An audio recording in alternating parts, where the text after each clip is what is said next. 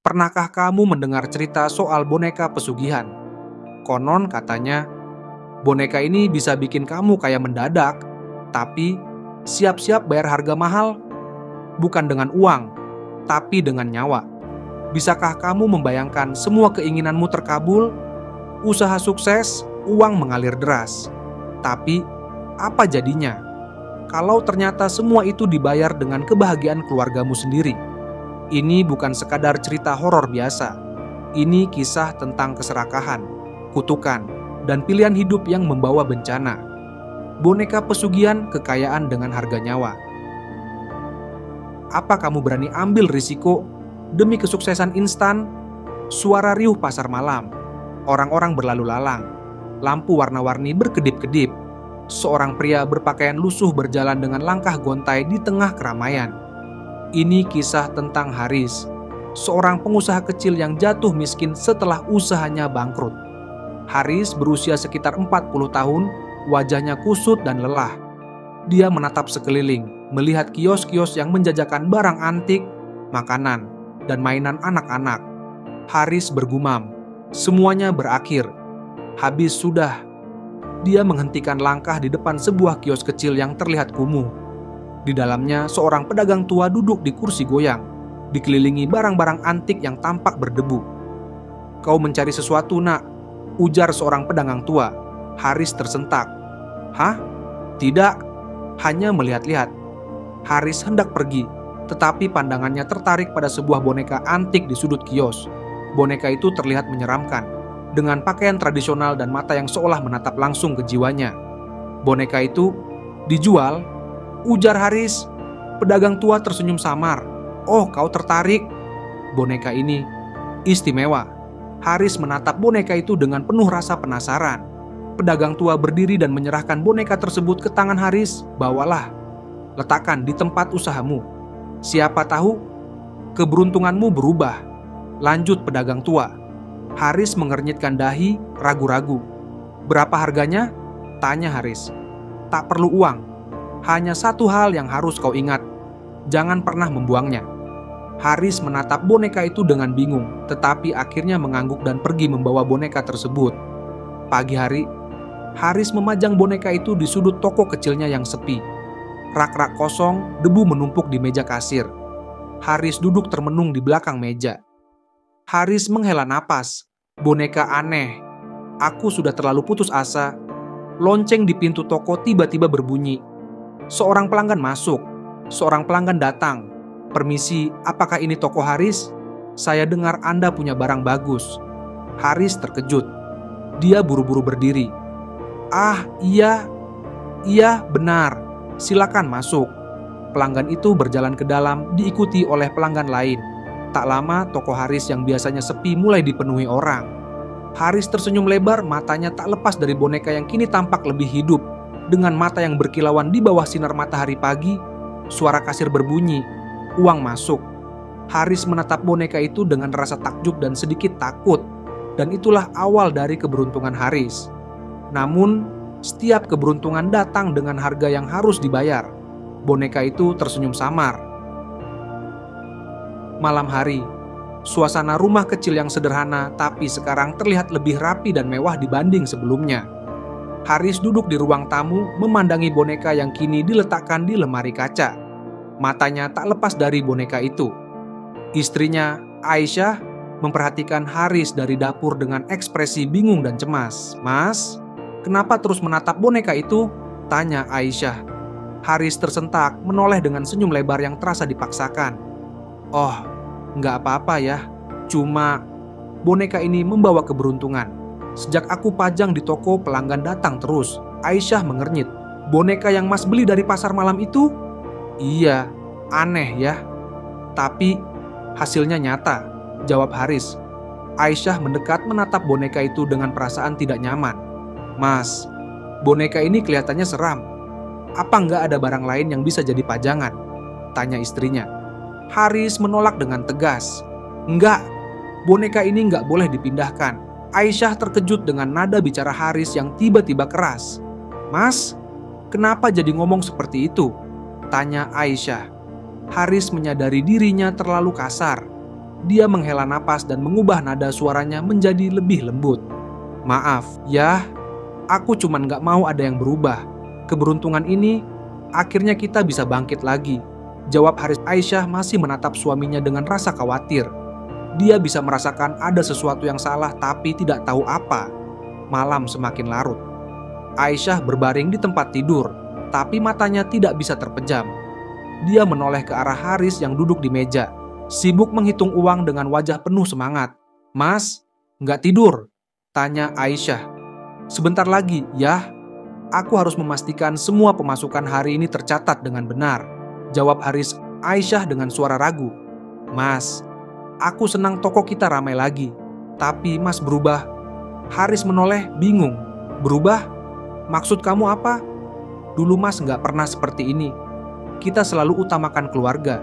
Tapi sekarang, boneka itu seolah lebih penting dari segalanya," ujar Aisyah. Haris tersenyum, tapi matanya dingin. "Kamu nggak ngerti ya. Kalau kita ingin berhasil, kita harus berkorban." Aisyah bingung. "Berkorban? Maksud Mas apa?" Haris tidak menjawab. Dia kembali fokus pada uang di depannya. Aisyah menatapnya dengan mata berkaca-kaca, merasa ada sesuatu yang menggerogoti suaminya dari dalam. Aisyah terbangun dari tidurnya. Dia mendengar suara bisikan samar dari ruang tamu. Dengan hati-hati dia keluar dari kamar dan berjalan menuju sumber suara. Di ruang tamu, Haris berdiri di depan boneka itu.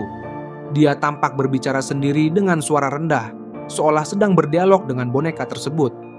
Haris berbisik, "Aku sudah menepati janjiku. Jangan khianati aku." Aisyah terkejut dan tanpa sengaja menginjak lantai yang berderit. Haris langsung menoleh dengan ekspresi terkejut, matanya penuh kemarahan. "Kamu ngapain di sini?" tanya Haris. Aisyah gemetar. Mas bicara sama siapa?" Haris terdiam. Suasana menjadi tegang. Kemudian, dia memasang senyum yang aneh dan menatap boneka itu. "Aku cuma bicara dengan diri sendiri. Sudah malam. Kembali tidur, yah," ujar Haris. Aisyah masih menatap Haris dengan takut dan curiga. Boneka itu tampak menatap mereka dari balik kaca dengan senyum samar yang menyeramkan. Dan malam itu, Aisyah mulai menyadari sesuatu yang gelap telah masuk ke dalam rumah mereka. Suasana rumah tampak lebih baik dibanding sebelumnya. Barang-barang baru menghiasi ruang tamu. Boneka antik masih berdiri di dalam lemari kaca, tampak lebih mencolok dengan pakaian tradisionalnya. Aisyah sedang menyiapkan sarapan di dapur. Suara tawa anak mereka, Raka, terdengar dari ruang tamu. Aisyah bingung. "Raka, kamu ngobrol sama siapa?" Aisyah berjalan ke ruang tamu dan melihat Raka yang berusia sekitar 6 tahun duduk di lantai menghadap lemari kaca tempat boneka itu berada. Raka tersenyum polos. "Sama teman baru, Bu?" Aisyah bingung. "Teman baru?" "Iya, dia namanya Dara. Dia baik, Bu," jawab Raka. Aisyah merinding. Dia melirik ke arah boneka di dalam lemari kaca. Boneka itu tampak seperti menatap mereka. "Raka, sini duduk sama ibu. Jangan main di dekat boneka itu, ya," ajak Aisyah. Raka menolak. "Gak apa-apa kok, Bu." Dara bilang, "Dia suka main sama aku." Aisyah terdiam. Hatinya mulai diliputi rasa takut. Haris duduk di depan boneka dengan ekspresi serius. Di meja, ada nampan berisi makanan dan kemenyan yang menyala, asapnya membubung di udara. Aisyah berjalan masuk dan terkejut melihat pemandangan tersebut. "Mas, apa yang Mas lakukan?" tanya Aisyah. Haris tenang. "Ini permintaan boneka itu." Aisyah tercengang. "Apa?" "Dia minta sesajen setiap malam Jumat. Itu harga yang harus kita bayar untuk mempertahankan keberuntungan ini," ujar Haris. "As, dengar apa yang Mas katakan. Ini gila," teriak Aisyah. Haris menatap Aisyah dengan dingin. "Gila? Lihat sekeliling, yah. Toko kita ramai, uang kita banyak, hidup kita berubah. Semua berkat dia." Aisyah marah. "Mas mengorbankan akal sehat demi boneka itu?" Haris berdiri, mendekati Aisyah dengan tatapan intens. "Aku melakukan ini demi kita, demi keluarga kita," jawab Haris lirih. "Tapi, dengan sesajen?" tanya Aisyah. Tiba-tiba terdengar suara kecil dari belakang mereka. Raka berbicara. Dara bilang, Dia suka sesajen. Aisyah dan Haris menoleh. Raka berdiri di ujung ruangan memeluk sebuah boneka kecil yang mirip dengan boneka di lemari kaca. Matanya kosong, seolah sedang kerasukan. Raka tersenyum aneh. Kalau ibu nggak mau, Dara bisa marah. Aisyah gemetar ketakutan. Haris menatap anaknya dengan mata melebar. Suasana menjadi mencekam. Aisyah duduk di tempat tidur, wajahnya penuh kegelisahan. Haris masuk ke kamar dengan ekspresi dingin. Haris berucap, "Aku sudah bilang, ya, ini demi kebaikan kita. Kita sedang bermain dengan sesuatu yang kita nggak pahami, Mas," ujar Aisyah. Haris dengan nada keras, "Keberuntungan ini harus dijaga." Aisyah terdiam, air mata mengalir di pipinya. Dari luar kamar, terdengar suara tawa Raka yang menggema di rumah yang gelap. Namun, keberuntungan itu selalu datang dengan harga, dan keluarga Haris akan segera membayarnya. Di meja makan, Aisyah menyiapkan makanan. Raka duduk dengan lesu di kursi, wajahnya pucat. Haris masuk dengan senyum lebar, membawa tas penuh uang tunai. "Lihat ini, pendapatan hari ini," teriak Haris. Haris menumpahkan uang tunai di meja makan, membuat Raka terkejut dan melirik sekilas. Namun, Aisyah tidak menunjukkan antusiasme. Aisyah berbicara dengan nada pelan. "Mas, Raka sakit. Dia muntah-muntah sejak tadi pagi." Haris mengabaikan. "Ah, itu cuma kecapekan. Anak kecil biasa begitu." Aisyah marah. "Bukan cuma Raka. Aku juga sering pusing belakangan ini. Kamu terlalu banyak khawatir. Uang kita banyak. Kalau sakit kita bisa ke dokter mana saja," bentak Haris. Aisyah menatap Haris dengan tajam. "Mas nggak lihat? Sejak boneka itu ada di rumah ini, ada yang berubah." Haris menjadi defensif. "Berubah jadi lebih baik kan? Kita nggak lagi khawatir soal uang, tapi kita kehilangan sesuatu yang lebih penting. Kesehatan, kebahagiaan kita." Aisyah coba mengingatkan suaminya itu. Raka tiba-tiba batuk keras, membuat Aisyah panik. Haris menatap anaknya dengan bingung, tapi tetap mencoba menyangkal. "Nggak apa-apa ya, nanti juga sembuh," kata Haris. Aisyah membawa Raka ke dokter. Dokter memeriksa Raka dengan ekspresi serius. Dokter berkata, "Bu Aisyah, anak ibu terlihat sangat lemas. Apakah dia sering mengalami muntah-muntah dan demam?" "Iya, dok, hampir setiap hari sekarang," jawab Aisyah. "Saya akan lakukan beberapa tes, tapi kondisi seperti ini bisa jadi karena sesuatu yang mempengaruhi imunnya," ucap si dokter. Aisyah menunduk, merasa semakin cemas. Dokter bertanya, "Bagaimana dengan ibu? Apakah ibu juga merasa sering sakit?" Aisyah terdiam sejenak, lalu mengangguk pelan. "Iya dokter, saya sering pusing dan gak bisa tidur nyenyak. Itu gejala yang tidak biasa." "Apakah ada sesuatu di rumah yang mungkin berpengaruh? Lingkungan yang tidak sehat? Barang-barang yang mencurigakan?" tanya dokter. Aisyah langsung teringat pada boneka di rumah. Wajahnya berubah pucat. Aisyah berbisik, "Boneka itu?"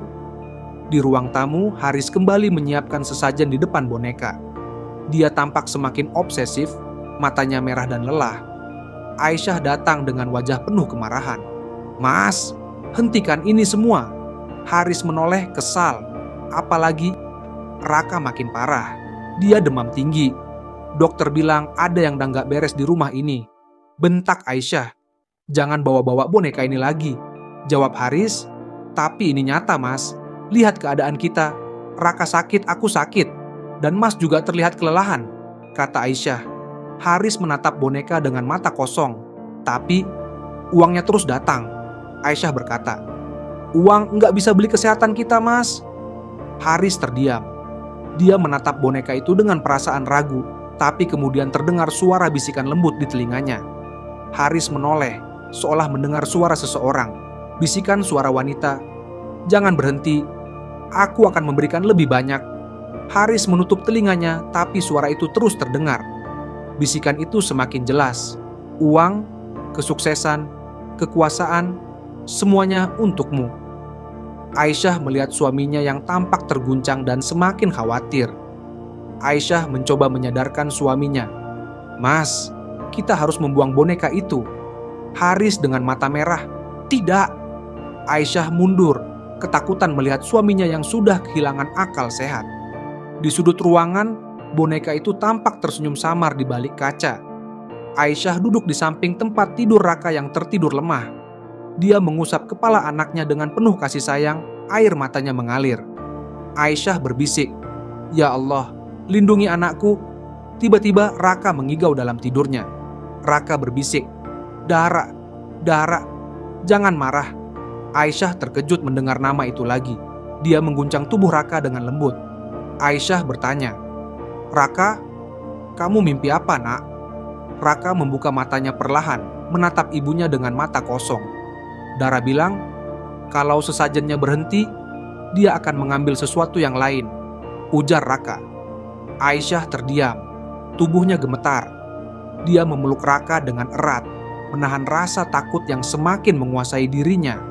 Saat uang terus mengalir, kesehatan dan kebahagiaan keluarga itu perlahan terkikis. Namun, mereka belum menyadari harga sebenarnya masih akan terus meningkat. Langit malam diselimuti awan tipis, tetapi bulan purnama bersinar terang. Di dalam rumah, suasana mencekam. Aisyah gelisah mondar-mandir di ruang tamu. Dia melirik boneka yang masih duduk di lemari kaca, seolah memperhatikan mereka. "Mas, aku nggak nyaman dengan boneka itu," ucap Aisyah. Haris mendesah, "Yah, sudah cukup. Aku lelah dengar kamu terus menyalahkan boneka ini." "Mas, kamu nggak lihat?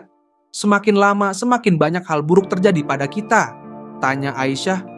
"Aku cuma lihat kita punya uang sekarang," jawab Haris. "Tapi kita kehilangan Raka," jawab Aisyah. Haris terdiam. Suasana menjadi hening. Tiba-tiba suara pintu kamar terdengar berderit perlahan. Aisyah menoleh ke arah pintu kamar Raka. Aisyah berbisik, "Raka?" Dia berjalan cepat menuju kamar anak mereka. Ketika dia membuka pintu, kamar itu kosong. Aisyah panik. "Mas, Raka nggak ada di kamarnya." Haris bangkit dari sofa dengan wajah tegang. Haris kaget. "Apa?" Mereka berdua mencari Raka di seluruh rumah. Aisyah membuka pintu-pintu kamar, lemari, bahkan ke kamar mandi. Tetapi Raka tidak ditemukan. Aisyah berteriak histeris, "Raka, Raka, kamu di mana?" Aisyah dan Haris berlari keluar rumah. Mereka mencari di halaman dan jalan sekitar rumah. Aisyah menangis, "Raka, pulang, nak!" Haris berteriak, "Raka!" Tiba-tiba mereka mendengar suara tertawa kecil yang aneh. Suara itu berasal dari arah rumah. Haris dan Aisyah menoleh dengan wajah penuh ketakutan. Aisyah berbisik, "Suara apa itu?" Haris masuk kembali ke dalam rumah dengan langkah ragu. Aisyah mengikutinya dari belakang. Mereka menuju ruang tamu di mana boneka itu duduk di tempatnya. Namun, kali ini posisi boneka tampak berubah. Kepala boneka yang sebelumnya menghadap lurus, kini sedikit miring ke samping. Mata boneka tampak lebih hidup. Aisyah berbisik, gemetar, "Mas!" Bonekanya. Haris mendekati boneka dengan hati-hati. Dia menatapnya lekat-lekat. Haris berbicara, "Ini cuma boneka." Boneka berbisik, "Bukan cuma boneka." Haris tersentak mundur. Aisyah menjerit pelan, "Siapa itu?" Boneka berbicara dengan mata yang melotot menyeramkan, "Aku sudah memberi kalian kekayaan. Sekarang, saatnya kalian membayar."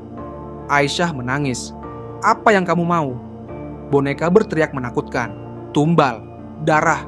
Aisyah menutup mulutnya, tubuhnya bergetar. Aisyah sambil menangis berbicara, "Tidak, kami tidak akan melakukan itu." Boneka tertawa kecil, "Kalian tidak perlu memilih, aku sudah mengambilnya." Lampu rumah tiba-tiba padam. Hanya sinar bulan yang menerangi ruangan. Aisyah dan Haris berpegangan tangan dengan erat, menahan ketakutan mereka.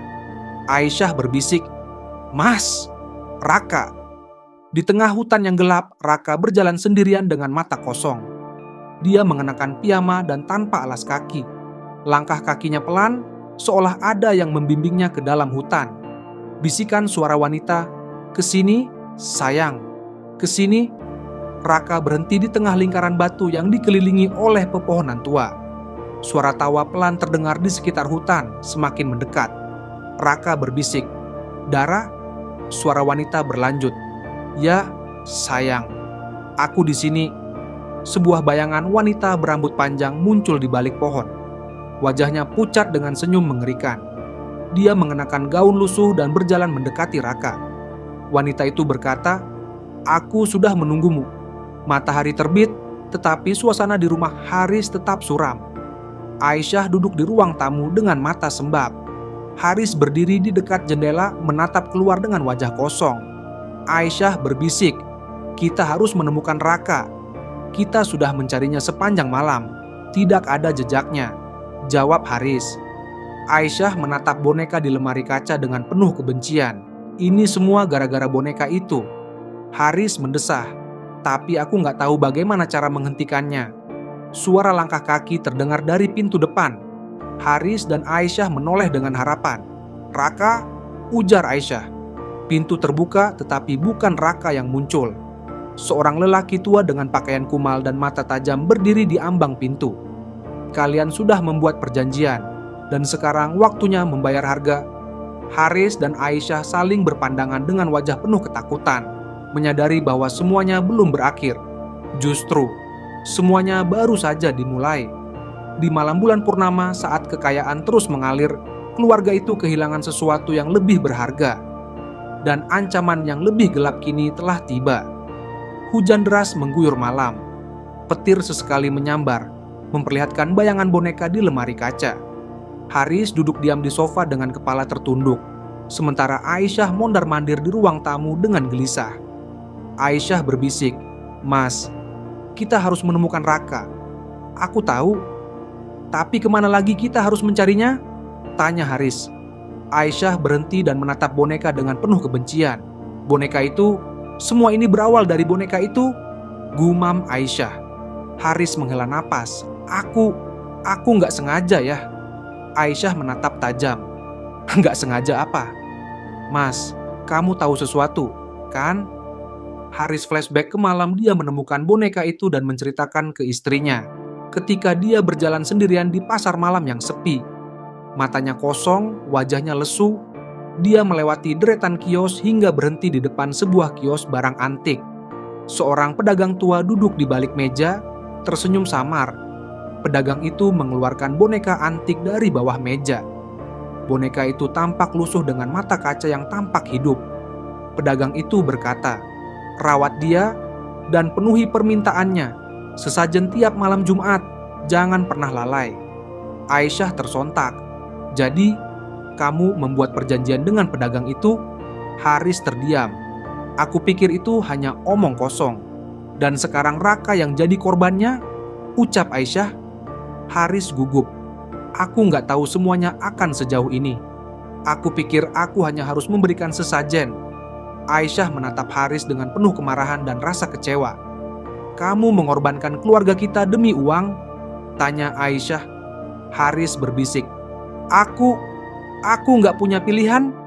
Aisyah terisak. Pedagang tua berucap, "Kamu sudah lalai." Pedagang tua masuk ke ruang tamu menatap boneka di lemari kaca. Boneka ini tidak akan berhenti sampai mendapatkan apa yang dia inginkan, ujar pedagang tua. Aisyah bertanya, "Apa yang dia inginkan?" Pedagang tua menjawab dengan suara datarnya, "Tumbal." Aisyah gemetar. "Raka?" Pedagang tua lanjut berbicara, "Kamu sudah diberi peringatan, tapi kamu menganggap ini main-main." Haris menatap pedagang dengan putus asa. Haris berkata, "Tolong, kembalikan anak saya." "Hanya ada satu cara," jawab pedagang tua itu. Pedagang tua berjalan mendekati boneka. Dia mengeluarkan pisau kecil dari kantongnya dan mulai menggores permukaan boneka. Tiba-tiba boneka itu bergerak dengan cepat, melompat dari lemari kaca dan jatuh ke lantai. "Kalian milikku." Boneka mulai merangkak ke arah Haris dan Aisyah. Pedagang tua berteriak, "Cepat, bakar bonekanya sebelum malam purnama berakhir." Haris dan Aisyah membawa boneka itu ke halaman belakang. Mereka menyalakan api unggun dengan kayu yang ada. Boneka itu terus meronta-ronta dan tertawa menyeramkan. Boneka melotot. "Kalian pikir ini akan menghentikanku?" Aisyah berteriak, "Kembalikan anak kami." Haris melempar boneka ke dalam api. Api menyala besar dan suara jeritan boneka menggema di udara. Setelah beberapa saat, jeritan itu mereda dan boneka terbakar habis menjadi abu. Matahari terbit. Aisyah duduk di ruang tamu dengan mata sembab. Haris masuk dengan membawa secangkir teh. Aisyah berkata dengan tangis di pipinya, "Mas, kita kehilangan segalanya." Haris menjawab, "Tapi kita masih punya harapan." Pintu kamar Raka perlahan terbuka. Raka keluar dengan wajah bingung, mengucek matanya. "Mama, Papa?" Aisyah berlari dan memeluk Raka. "Raka." Setiap kekayaan memiliki harga, dan terkadang harga itu lebih tinggi dari yang bisa kita bayangkan. Hujan deras kembali mengguyur malam itu. Raka sudah kembali ke kamar, tetapi suasana rumah terasa mencekam. Aisyah duduk termenung di meja makan, menatap kosong ke arah lilin yang menyala. Haris berjalan masuk, membawa sebuah kotak kayu tua. Aisyah bertanya, "Itu apa?" "Kotak yang diberikan pedagang tua," katanya. "Di dalamnya ada petunjuk untuk menghentikan semua ini?" Jawab Haris. Aisyah memandang Haris dengan penuh rasa curiga. "Kenapa Mas masih percaya sama dia? Semua ini terjadi karena keserakahan, Mas," ujar Aisyah. Haris menunduk. "Aku tahu, tapi aku harus memperbaiki semuanya."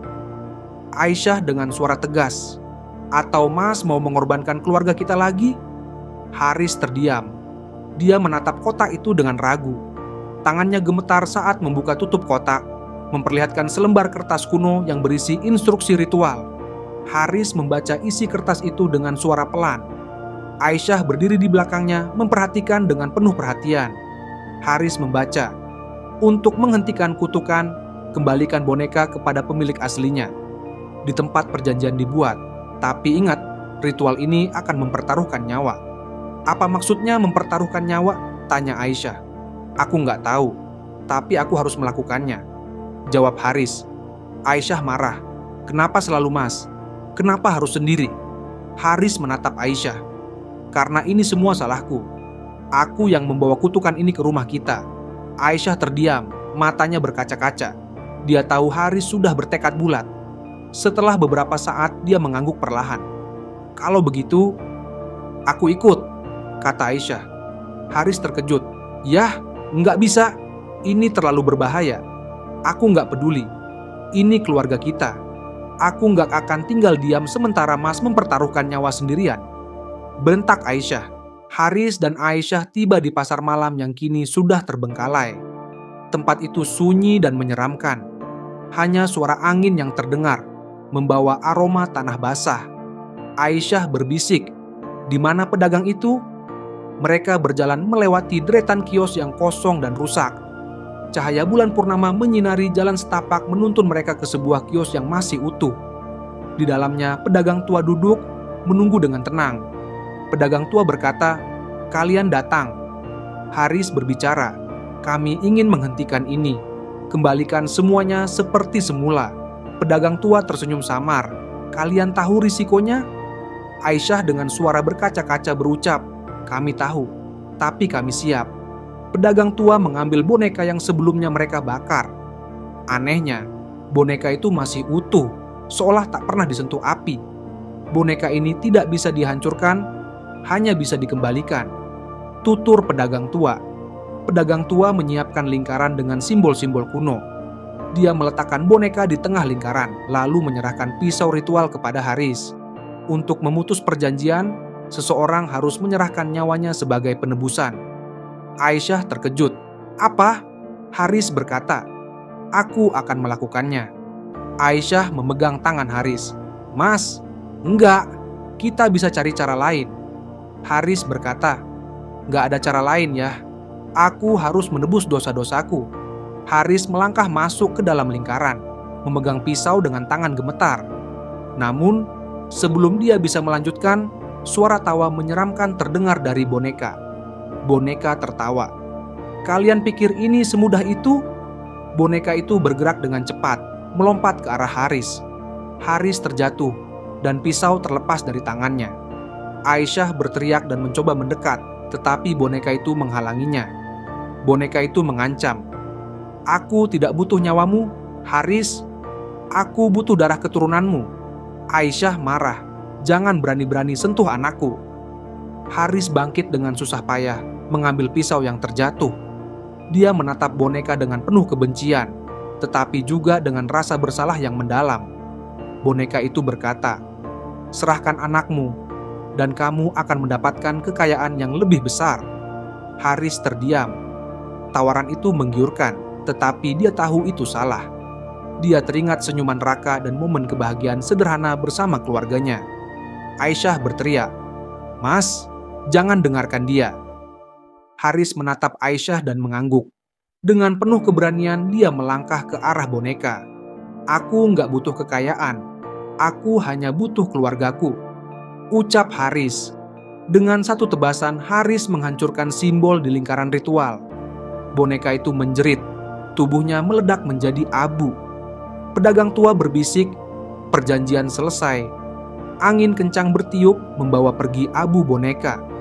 Pedagang tua perlahan menghilang bersama angin malam. Terkadang, jalan menuju keselamatan tidak datang dari kekayaan, tapi dari pengorbanan dan cinta yang tulus. Matahari terbit di ufuk timur, menyinari rumah Haris yang terasa lebih tenang. Namun, bayangan peristiwa malam sebelumnya masih membekas di wajah mereka. Aisyah duduk di sofa memeluk Raka. "Kita benar-benar sudah bebas?" Haris menghela napas. "Aku harap begitu." Mereka terdiam sejenak. Mata Haris menatap kosong ke arah jendela. Rumah yang dulu terasa megah dan penuh kenyamanan kini terasa sepi dan kosong. Haris berdiri di depan toko yang dulu ramai pembeli. Pintu toko tertutup rapat. Pelang bertuliskan "tutup" tergantung di depan pintu. Haris flashback, mengingat masa kejayaannya toko penuh pelanggan, uang yang berlimpah, kendaraan baru, dan senyum bahagia di wajah mereka. Haris berbisik, semua itu tidak berarti apa-apa. Dia menatap tangannya yang gemetar. Kekayaan yang didapatkan dengan cara instan membawa lebih banyak penderitaan daripada kebahagiaan. Aisyah sedang menyiapkan makan malam sederhana.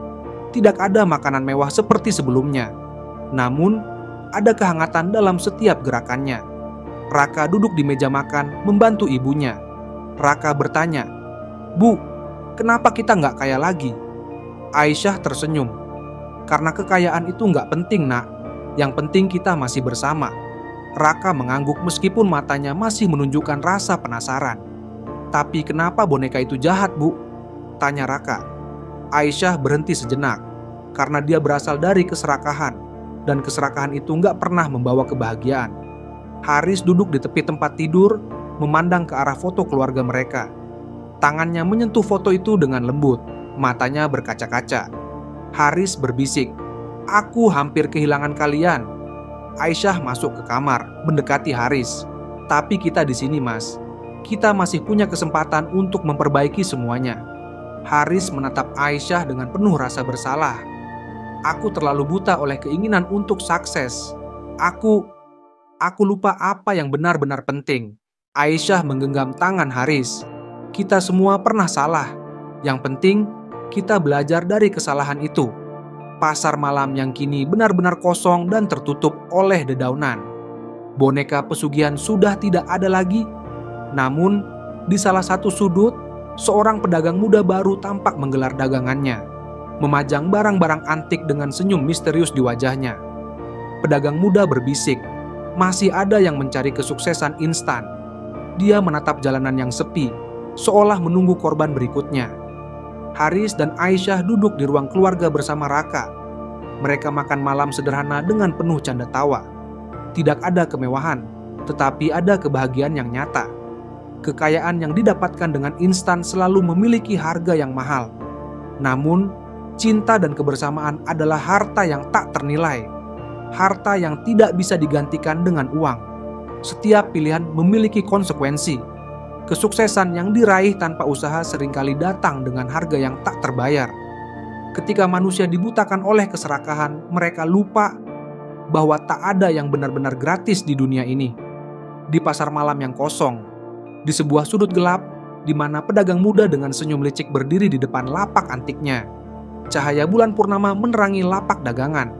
Di tengah lapak, sebuah boneka antik yang serupa dengan boneka pesugihan sebelumnya tampak dipajang. Apakah kamu yakin siap membayar harganya? Terima kasih sudah mendengarkan ceritanya sampai habis. Jangan lupa like, komen jika kamu memiliki cerita yang serupa. subscribe dan nyalakan lonceng notifikasinya supaya tidak ketinggalan cerita selanjutnya. Keserakahan akan selalu menuntut lebih. Boneka pesugihan hanyalah cerita. Namun, godaan kesuksesan instan adalah kenyataan yang selalu mengintai.